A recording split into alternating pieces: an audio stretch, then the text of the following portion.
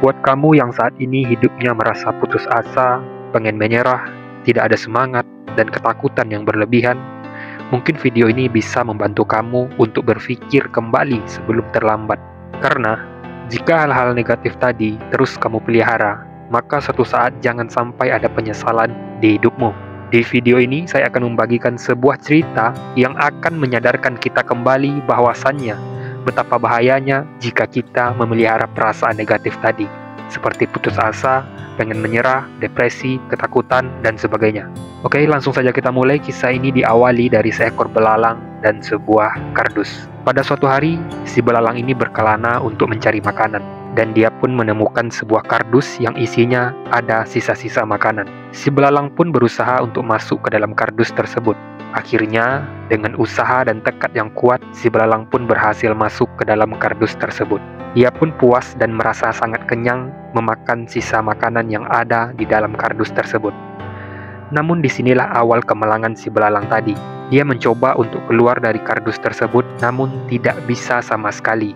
Jadi, kardus itu ibarat sebuah perangkap oleh si belalang. Singkat cerita, si belalang pun terkurung dalam kurun waktu yang cukup lama.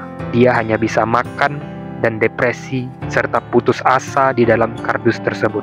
Hari demi hari pun dia sudah mencoba untuk cari jalan keluarnya, namun tidak kunjung berhasil. Akhirnya dia hanya pasrah, diam dengan meratapi nasib di dalam sebuah kardus.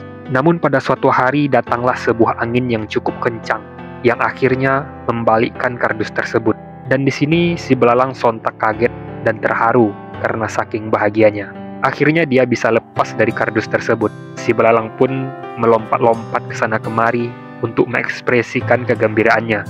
Kemudian dia pun mulai berkelana lagi mencari tempat untuk beristirahat. Di perjalanan, si belalang ini bertemu dengan beberapa kawanan belalang yang lain. Nah, disinilah si belalang tampak kaget dan heran melihat belalang yang lain bisa melompat lebih tinggi dari dirinya. Akhirnya si belalang ini mendatangi kawanan belalang lain tersebut. Dia pun memberanikan diri untuk bertanya kepada mereka, "Kenapa kalian bisa melompat-lompat setinggi dan selincah itu? Padahal kalau dilihat-lihat, ukuran tubuh kita sama dan usia kita pun terlihat sama. Tapi kenapa aku tidak bisa seperti yang kamu lakukan?" Nah, di sini mendengar pertanyaan tersebut, kawanan belalang yang lainnya malah ikut heran dan mereka pun menjawab, "Lah, emangnya kamu kemana aja selama ini?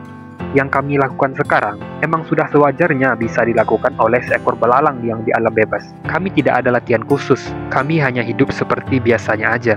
Dan disinilah momen di mana si belalang yang baru bebas dari kardus tadi tersadar akan kehancuran dirinya. Dia yang selama ini tidak melakukan apa-apa di dalam kardus membuatnya hanya bisa gigit jari melihat keberhasilan para belalang yang lain. Dia merasa terlalu lama menyerah dengan keadaan, membuang-buang waktunya, tidak percaya diri, dan penuh ketakutan untuk mencoba. Dia selama ini hanya pasrah dengan keadaan di dalam kardus. Oke? Dari cerita belalang malang tadi, ada sebuah pelajaran penting yang bisa kita ambil hikmahnya dalam berkehidupan.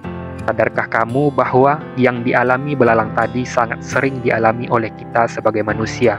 Langkah dan mimpi kita terkadang bisa berhenti hanya karena sebuah cemoohan dari seseorang. Kita bahkan pernah putus asa karena mengalami satu kegagalan. Kita merasa stres dan depresi ketika kita tidak ada yang peduli lagi terhadap kehidupan kita. Dan hal-hal itulah yang akan menjadi penyesalan kita suatu saat nanti jika tidak kita atasi sekarang. Perhatikan para kawanan belalang yang bisa melompat-lompat tinggi tadi. Dia berkata bahwa memang sudah sewajarnya belalang yang hidup di alam bebas bisa melakukan hal seperti ini. Itu artinya bahwa sebuah keberhasilan itu sebenarnya akan kita dapatkan ketika kita tidak ada kata menyerah dan berhenti di dalam diri kita. Jalani aja hidup ini dengan apa yang bisa kita lakukan. Para kawanan belalang pun dia tidak ada merasa sudah berlatih keras untuk bisa melompat-lompat dengan tinggi. Tapi dia hanya hidup dengan biasa aja. Tetapi dengan hukum semesta, dia pun tanpa sadar sudah berlatih untuk bisa menjadi seperti sekarang. Nah, malangnya, kita terkadang tidak bisa hidup jika ada sebuah rintangan. Jadi ketika ada sebuah rintangan di hidup ini, keseringan orang selalu merasa tidak bisa melewatinya. Ada juga orang ketika mencoba sesuatu kemudian gagal, dia merasa kehidupannya dan mimpinya sudah berakhir. Padahal Tuhan masih memberikannya waktu dan kesempatan, tetapi dia sendiri yang memutuskan harapan dan mimpinya sendiri, hanya karena satu kegagalan. Percayalah teman-teman, sebesar apapun masalah yang kita hadapi sekarang ini, kita diam pun masalah tersebut pasti juga akan selesai dengan sendirinya. Tapi yang jadi pertanyaannya adalah, apakah kita bisa menjadikan suatu masalah itu sebagai pelajaran atau kehidupan? Kalau kita menjadikan masalah sebuah kehidupan, maka ya tidak akan ada perubahan dalam diri kita walaupun masalahnya akan tetap selesai dengan sendirinya. Tetapi, jika kita ada usaha untuk menyelesaikan suatu masalah tersebut, maka sudah bisa dipastikan hidup kita akan jauh lebih baik karena banyak pelajaran dan tempaan yang kita dapat saat proses itu berlangsung. Contoh sederhananya saya sendiri dulu. Saya dulu pernah berhutang ke seorang rentenir. Saya pun sudah nunggak beberapa bulan, dan bunganya pun sudah sangat membengkak. Tiap hari pikiran saya kalut karena masalah tersebut. Segala macam upaya sudah saya usahakan, namun hasilnya masih nihil juga. Singkatnya, saya pun tidak ada usaha apa-apa lagi, karena merasa sudah capek dan putus asa. Saya hanya diam di dalam persoalan hutang tersebut. Saya tidak pikirkan lagi apapun yang akan terjadi. Saya sudah pasrah. Baik itu harus perang darah ataupun masuk penjara, bahkan walaupun mati sekalipun, saya sudah pasrah ketika itu. Saya sudah capek dan putus asa kala itu. Akhirnya, datanglah rentenir tersebut ke rumah dan maki-maki saya. Saya hanya diam dan menjawab seadanya saja. Pada akhirnya dia pun mengancam akan membawa suaminya untuk meminta kepada saya. Sampai di situ pun saya tidak peduli lagi dengan masalah ini. Saya tidak ada berusaha sama sekali untuk melunaskan hutang saya karena sudah membengkak bunganya.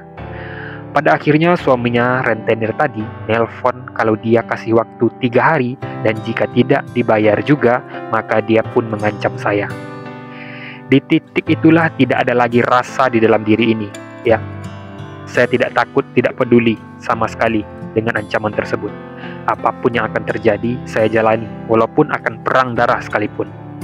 Yap, singkatnya, dia datang lagi setelah 3 hari, dan saya tidak ada uang sama sekali ketika itu. Ternyata entah apa yang terjadi pada dirinya, dia pun pergi setelah saya jawab dengan sedikit ketus ya. Padahal ketika itu saya sengaja tungguin dia di depan teras rumah saya. Sejak kejadian itu mungkin sekitar 8 bulanan, si rentenir tadi tidak muncul-muncul lagi di kehidupan saya. Entah dia bosan atau capek atau yang lainnya saya nggak tahu ya. Singkat cerita, hidup saya tidak ada perubahan sama sekali.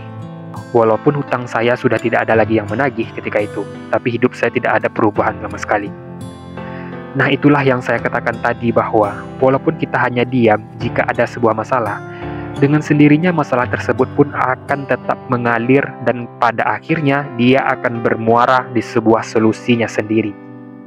Tetapi poinnya bukan di situ, tapi ada pada diri kita. Apa dampak dari masalah tersebut terhadap diri kita?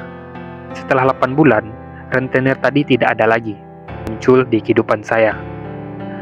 Tapi kehidupan saya ya makin hari makin parah karena tidak ada lagi semangat untuk melakukan apapun. Singkatnya, sampailah saya di sebuah kesadaran bahwa kalau saya begini terus, sudah bisa dipastikan kehidupan saya ke depannya akan mati dalam penyesalan dan kemiskinan. Dan dari situlah awal mulanya saya kembali lagi bangkit dan semangat.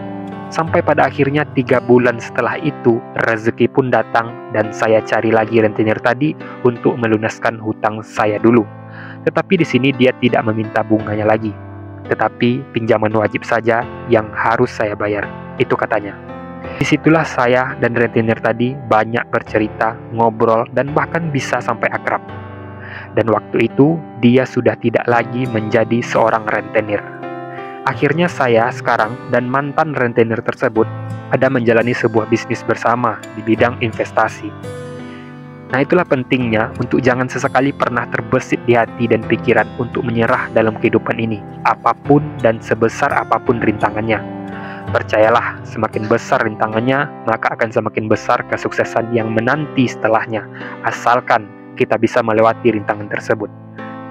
Oke, sampai di sini dulu video kita kali ini. Semoga bermanfaat untuk kita semua. Mohon maaf jika ada salah dalam penyampaian saya, karena kesempurnaan hanyalah milik Allah semata.